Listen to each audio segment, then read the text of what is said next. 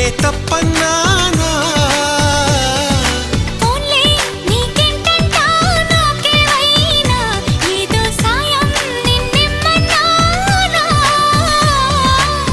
వలపంటే నిప్పు లాంటిది కలకాలం దాచలేనిది సలహా విని ఒప్పుకోవే ఇక